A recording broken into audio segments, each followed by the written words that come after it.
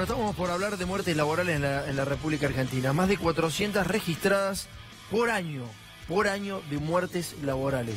¿Cómo andamos, Jorge? ¿Bien? Contanos un poco cómo es el tema. Bueno, es un fenómeno subterráneo del mercado laboral, son más de 400 muertes por año, se calcula que muere un trabajador cada 20 horas. Como para que te des una idea, solo en la última semana hubo 2 trabajadores que murieron, que trascendieron en los medios, uno de un gran supermercado, un empleado de comercio, o sea, un trabajo con supuestamente poco riesgo de vida, y un chico de 14 años que falleció trabajando en el campo. O sea, digamos, los 400 trabajadores que mueren por año son solamente los registrados. ¿Cuánto se estima que pueden morir de los trabajadores negros, digamos? Mira, son más de 400 por año de los registrados, más de 700 si hacemos la cuenta total entre los trabajadores que mueren yendo al trabajo, entre los registrados, y después hay una franja de más de 4 millones de trabajadores que están en negro, donde se calcula que el fenómeno es muchísimo más amplio porque tiene muchísimo menos protección. ¿Y esto por qué se produce? ¿Cuáles serían las causas? Mira, hay 2 o 3 cuestiones. Primero, por la falta de concentración en los temas de seguridad. Todas las leyes que trataron el tema de riesgo del trabajo se abocaron en bajar el nivel de litigiosidad o en tratar de trabar el acceso a la justicia, pero no en la prevención. No hubo ninguna ley, ni de este gobierno ni del anterior, que haya puesto el foco en la prevención. 400 personas por año. Fíjate el informe. Desde hace años, el poder político y el poder económico solo se han puesto del lado del sistema, pero nunca tuvieron en cuenta el costo humano que genera la desprotección de los empleados. Presionan para desbaratar la industria del juicio y lo que llaman las mafias de los juicios laborales. Las muertes en accidentes laborales son la cara invisible de este fenómeno imparable y desconocido por todos. Hace algunas semanas me escucharon hablar de la mafia de los juicios laborales y algunos dijeron que yo estaba defendiendo las empresas. Claramente no es así, estoy defendiendo a los trabajadores. De acuerdo a datos de la Superintendencia de Riesgos del Trabajo, unos 400 empleados mueren cada año en sus puestos de trabajo a causa de un accidente laboral. O sea, una muerte cada 20 horas. Pero el panorama real es peor. Esas cifras todavía no contemplan el tercio de los asalariados no registrados, que trabajan en condiciones más precarias y sin seguro de ningún tipo. Si los incluyéramos, el número seguramente se multiplicaría. ¿Cuánta gente iba en ese camión, en ese de Aurora? 28 personas, de los cuales murieron 4. El camión prácticamente no estaba en condiciones de cargar gente. Se quedó sin freno y agarró una bajada y no se pudo frenar. y estaban en negro, o sea, no estaban en blanco. Todo en negro. Abandonado como peor que matar a un perro y ahí. El año pasado en Argentina se notificaron más de 600.000 accidentes laborales. Esos datos son arrojados solo por el empleo en blanco, pero a estos números hay que agregarle los más de 600 casos de trabajadores que quedan incapacitados por año. Para la Asociación de Abogados Laboralistas, en Argentina lo que hay es una industria del incumplimiento laboral. Lo que genera los juicios laborales, lo que genera la alta litigiosidad, es que estamos en un país con un 35% de empleo informal. Sobre todo en trabajos de riesgo. La construcción y el sector agrícola son dos de los focos más importantes donde se producen accidentes laborales que terminan en muertes. Además, son dos de los sectores de la economía en los que hay mayor trabajo no registrado. La industria de la construcción, donde más del 50% de los trabajadores están en negro, con el más alto índice de muertes evitables, hay un cromañón por año. Pareciera que algunos quieren que hayan muerto, señaló el año pasado un duro comunicado del Sindicato Argentino de Trabajadores Horticultores y Agrarios, firmado por su secretario general Gustavo Raceigor. Es el gremio que compite con la UATRE, que manejaba el fallecido sindicalista amigo de los patrones Jerónimo Momo Venegas, a quien acusa de complicidad con el trabajo en negro, poner trabas a las inspecciones laborales y aportar al fenómeno de las muertes laborales. Víctor Grossi está con nosotros y vamos a hablar de este tema. Víctor, contame a quién representas. Bueno, yo soy el secretario general del CITRAIC, que es el Sindicato de Trabajadores de la Industria de la Construcción, sindicato que nació en el 2009, en el 2013 se le otorgó la inscripción gremial y estamos ya en el segundo mandato. ¿Un cromañón por año? Sí, sí. Esto es así. Sí, y la cifra, en realidad lo que marcan las cifras oficiales, que ya no aparecen las cifras, sino que aparecen porcentaje, es más de 200 trabajadores registrados en la construcción, que es de lo que puedo hablar. Es donde más se producen los accidentes, digamos, en la construcción. Sí. Más de 200 de los registrados. De los registrados. Y en el trabajo en negro, en la precarización, en la tercerización, ahí quedan también muchísimos compañeros. ¿Y cuántos precarizados hay de un 100% de laburantes, digamos, en la construcción? No, estamos hablando del 50%. Claro. Estamos hablando que si registrados hay 370.000, un universo de 370.000, hay 370.000 por lo menos precarizados en negro, tercerizados, flexibilizados, rotos. Los niveles de accidentología son fundamentalmente en los jóvenes. Claro. Y ustedes podrán ver a veces en los canales de televisión que dice derrumbe, mueren 2 trabajadores, mueren 3, sí, sí. Y al día siguiente desaparece la noticia. Inmediatamente hay un comunicado que dice que la obra estaba denunciada. Todo eso es una escenografía. No es solamente el responsable del Estado, digamos, ¿no? También los sindicalistas que no han vendido a sus trabajadores. No, lamentablemente, tenemos que decir que toda esta situación va ligada a la corrupción sindical, a la coima. Nosotros lo podemos demostrar fehacientemente. Nosotros estamos haciendo una campaña contra el trabajo en negro en toda la zona sur del conurbano bonaerense, ahora lo iniciamos en Bahía Blanca. Y detrás de la bandera que dice UOCRA presente, todas las obras que nosotros hemos hecho hacer la inspección de seguridad, higiene y laboral están en negro. Y con situaciones estamos investigando, porque entendemos que hace el 20 de octubre en un edificio de la empresa Doctoral en Lomas de Zamora se mató un trabajador.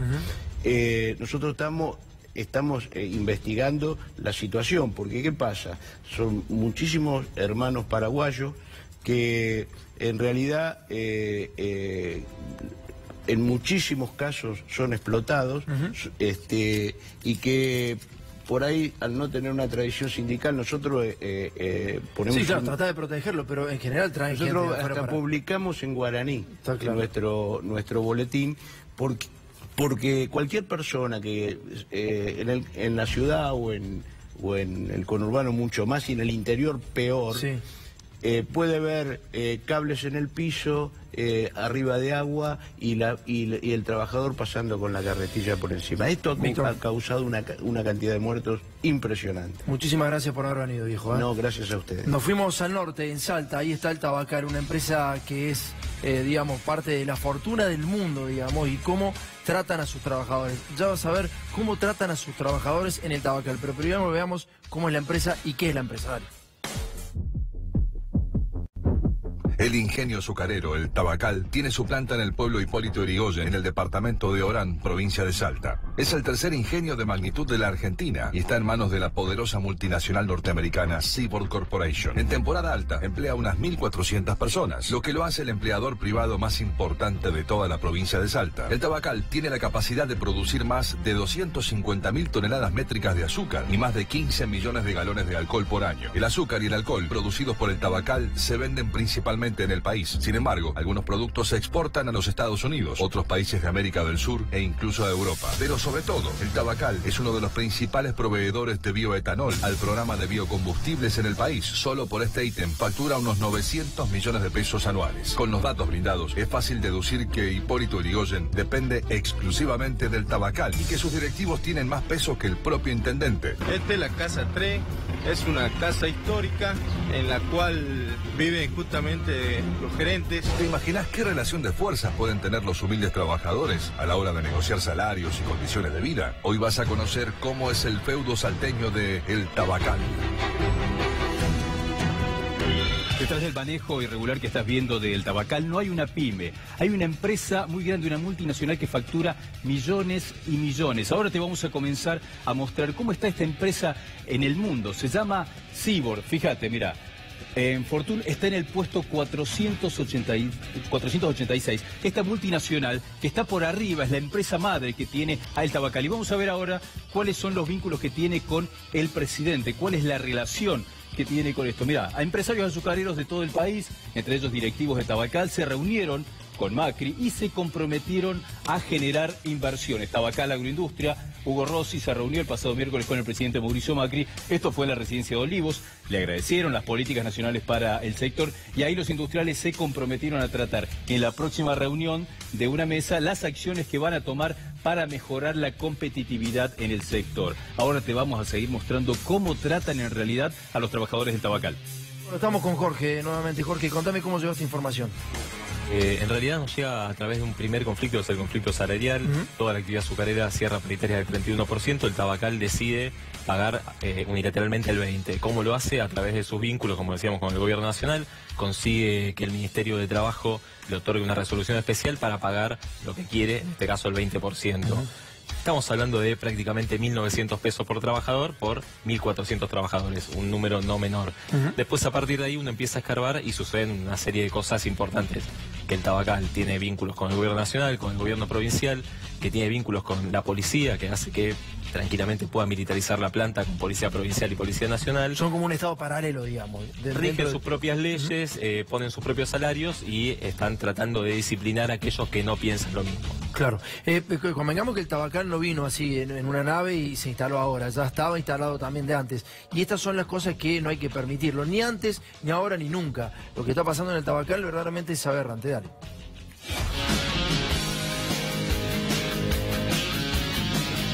En el tabacal, la negociación salarial es unilateral y la patronal se maneja con métodos cuasi mafiosos. Tal es así que desde hace tiempo mantiene un duro conflicto con los trabajadores por las paritarias. Mientras que en la actividad se acordó para el 2017 un aumento del 31%, el tabacal pagó unilateralmente el 20%. Pero además, el tabacal presiona para implementar un cambio horario llamado cuarto turno que encubre una reducción salarial de más del 35% para 2018. Esto llevó a que muchos trabajadores comenzaran medidas de protestas que fueron brutalmente reprimidas por la policía provincial, federal e incluso por gendarmería.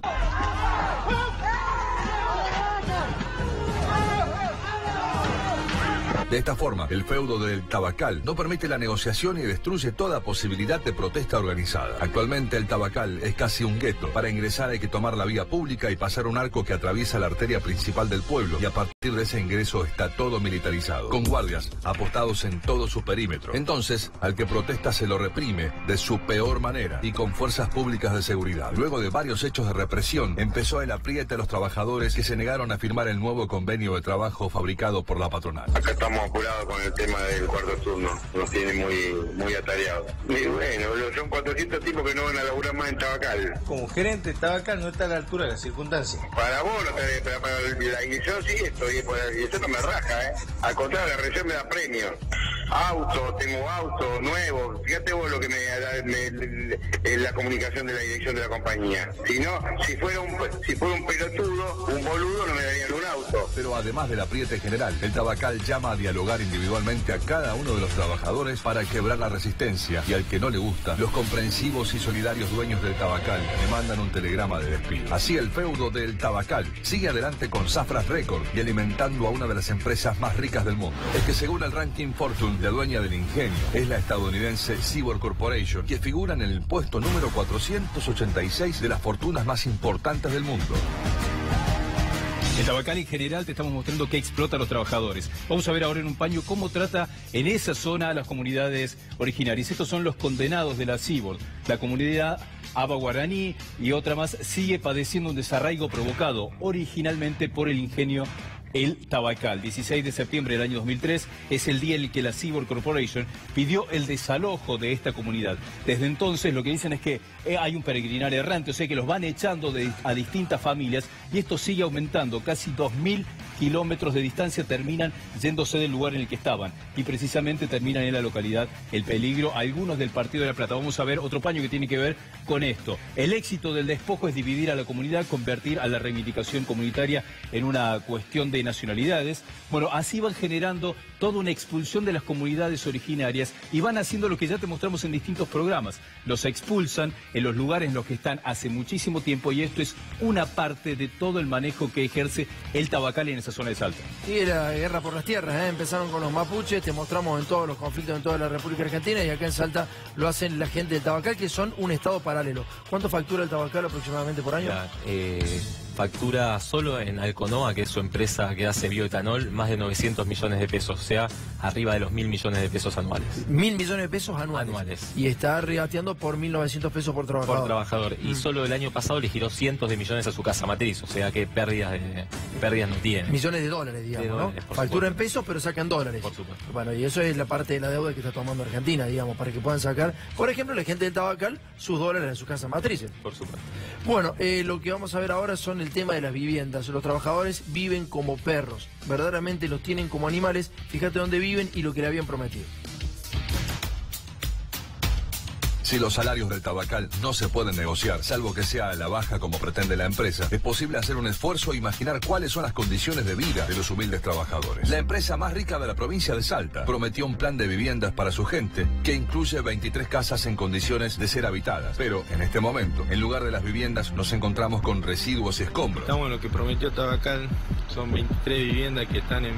bueno, ahora es un basural, que supuestamente era para sacar a los trabajadores que todavía viven en el barrio obrero en condiciones infrahumanas. La idea era mudar a los trabajadores del llamado barrio obrero, que también es de la empresa, porque ahí las condiciones de vida son infrahumanas. Sí, acá viven trabajadores de Tabacal, al frente tienen todo demolido, hay víboras, ratas, alimañas y todo lo que eso ocasiona la enfermedad de los chicos, de los trabajadores, de las personas. El Tabacal además tiene varios lotes deshabitados que podrían ponerse a disposición de sus propios trabajadores. Nosotros queremos comprar los terrenos de Tabacal que tienen abandonados. No se venden los terrenos, no se venden, y si se venden a 100 millones de dólares.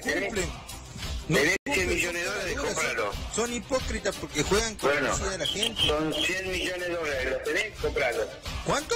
100 millones de dólares, dale, comprá, dale. Las 23 viviendas, ¿cuántas hectáreas son? ¿Qué sé yo? No sé, negro, sé que están ahí en el centro de la ciudad. Estoy hablando seriamente, Jorge, no te estoy jodiendo. Yo te estoy diciendo que no los vamos a vender. En numerosas ocasiones, los vecinos de Hipólito Yrigoyen realizaron reclamos por la enorme cantidad de casos de hantavirus existentes en los lugares cercanos a las plantaciones del Tabacal. El barrio obrero es uno de los más perjudicados por los sembrados, ya que el ratón transmisor del virus es atraído por la caña de azúcar y el hantavirus se contagia a través del aire. Por todo esto, hay denuncias contra el Tabacal, pero la multimillonaria compañía hace caso omiso a los pedidos de la gente y compra todas las voluntades judiciales y policiales de la provincia.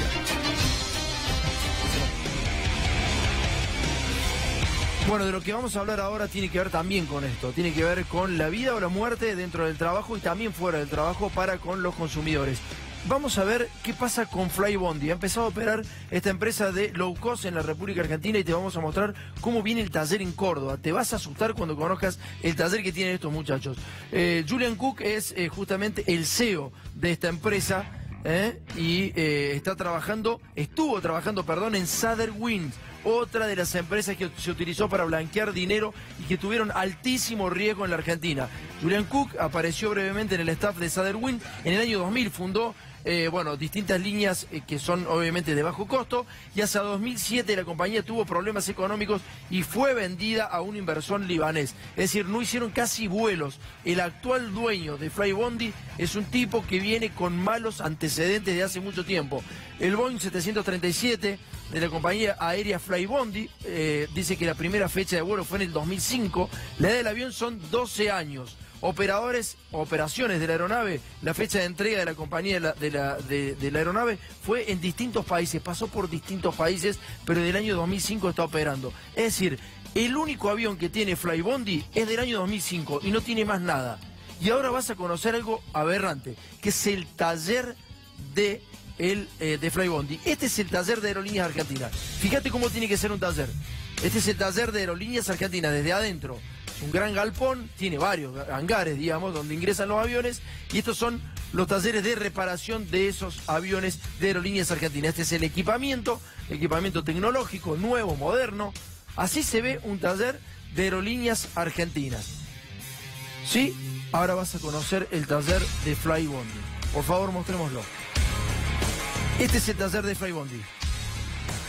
Este es el taller de Flybondi que opera por primera vez desde Córdoba, igual que Southern, igual que el APA. Fíjate lo que es el taller de Flybondi, pero es un container, ¿está claro? En este tipo de containers se guardan materiales para la construcción. Fíjate en el estado en el que está ese container en el cual supuestamente pretenden arreglar aviones. Esta es la línea low cost que se viene a instalar a la Argentina. De esa manera piensan arreglar los aviones. Un único avión que ya tiene 12 años y pico de antigüedad, con un solo avión piensan operar, y ese es el taller. Voy a hablar con Martín Zapata, que es técnico en aeronáutica. ¿Cómo anda, Martín? ¿Qué dice? ¿Cómo estás? ¿Bien? Bien. ¿Qué riesgo trae esto? Sinceramente, te digo, si la Autoridad Aeronáutica Nacional habilitó o certificó a ese container como un taller aeronáutico de reparación, sinceramente es muy grave, porque, digamos, vos mostraste recién las imágenes, los comparás con los talleres de las aerolíneas tradicionales, en este caso como la aerolínea de bandera, y hay una diferencia abismal. ¿Pero por qué es muy grave? A ver, por ejemplo, si llueve 3 o 4 días seguidos, ¿dónde se arregla el avión? Porque vos, por lo menos aerolíneas tiene hangares donde pueden ingresar los aviones. ¿Cómo hace? Que el mantenimiento aeronáutico se debería hacer con los más altos estándares de calidad, no solo por una cuestión, digamos, de que hay normativas internas que lo exigen, sino también por normativas internacionales. Por eso las aerolíneas tradicionales, tanto como aerolíneas argentinas, Austral, Andes, te podría decir la Argentina. La diferencia es tremendo, ¿no? La diferencia entre una cosa y la otra. El otro es un container. No sé, ¿implica algún riesgo? ¿Implica riesgo esto? Sí, sinceramente sí, porque en primer lugar estimo que en ese container no están las herramientas que corresponden para hacer un mantenimiento con los estándares de calidad que necesita el mantenimiento de una aeronave, en el cual viajan 180, en este tipo de aeronaves, por ejemplo, que trajo Flybondi, con 12 años de antigüedad, piensan viajar 189 personas. Claro. O sea, es un riesgo. ¿Bajar los costos en la aerolínea es complicado? ¿Implica inseguridad o no? Y la palabra low cost implica bajar los costos a la mínima expresión, digamos. Claro. Y hoy, para que una aerolínea argentina una aerolínea low cost opere en la República Argentina, necesita de 3 patas fundamentales. En primer lugar, flexibilizar la normativa aeronáutica. Flexibilizando la normativa aeronáutica, que es muy estricta y con un estándar de calidad alto, pasan este tipo de cosas. Hoy la normativa aeronáutica va en ese camino. En segundo lugar, una precarización, digamos, precarización no. La segunda pata que ellos necesitan para poder operar acá es reducir los costos de handling aeroportuario, o si bien pedir una subvención para ese tipo de cosas. Y en tercer lugar, que es tal vez una de las más críticas también, es la perforación del piso mínimo de tarifas, porque con eso ellos pueden hacer lo que comúnmente se denomina en el mercado como dumping. Sí, el dumping está claro, ¿no? Con aerolíneas argentinas evidentemente están tratando de competir a hacer el dumping para que se cruce la gente de Flybondi. Yo le recomiendo a la gente que si se va a cruzar a ese bondi aéreo, digamos, que tenga cuidado. El Chapecoense viajó en low cost, digamos, ¿no? Sí, es una low cost, evidentemente. Ellos cuidan los costos al máximo y, digamos, para aquellos gestionadores o directivos de aerolíneas tradicionales, el mantenimiento no es un costo, es una inversión. Claro. Para este tipo de empresas, el mantenimiento es un costo, y reducir el costo el mantenimiento significa reducir los márgenes de seguridad. Eso es lo más importante y lo que debe conocer el usuario. Martín, muchas gracias por haber venido hoy, Juan. Muchas gracias. Nos vamos al corte, ya volvemos, dale.